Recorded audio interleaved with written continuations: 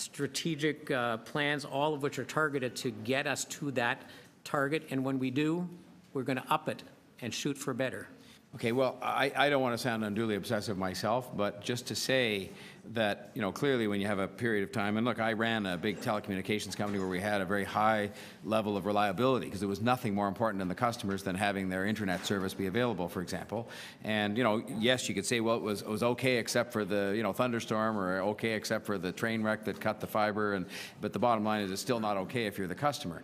And I guess I'm just asking you, you know, clearly when you miss it this many times in a row, there's a problem, and they pay us all the big bucks to make sure we can get to the target. And I would like to perhaps hear beyond the sort of, yes, we're trying every day. I understand that, and I appreciate that, and I wish these comments were, Mr. Byford was here, you said he couldn't be here, but I know he wouldn't disagree with me, that I think we have to sort of say, fine then, 2015, even over into 16, because we're halfway through 15, is going to be the year when this level is going to be achieved. And we're going to use Prime Minister Paul Martin's old expression, come hell or high water, we're going to achieve this.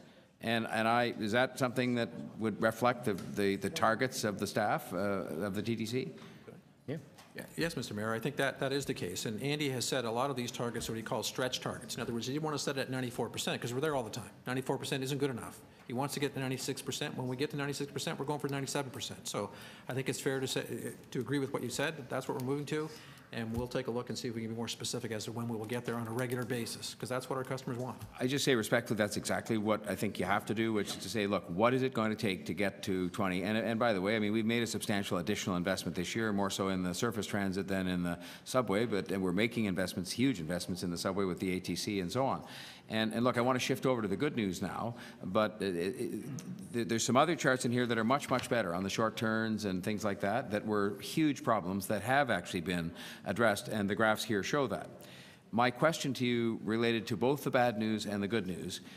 I've not seen these numbers specifically before. I think maybe I saw them when I was just being sworn into office in my transition period, and there was all kinds of binders, and this stuff was presented.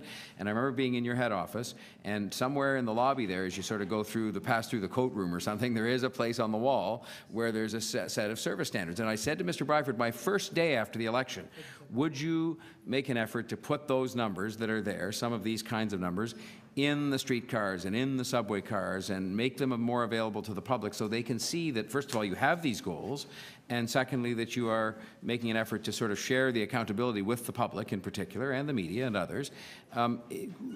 These aren't really readily available, I don't think, to the public on a regular basis. Am I right? They're available through the CEO board report that goes forward to our board every period. They're also posted, therefore, on our website. But most transit riders, I don't think, see the CEO board report. I don't think I even see that. So could you, this is back to the saying yes,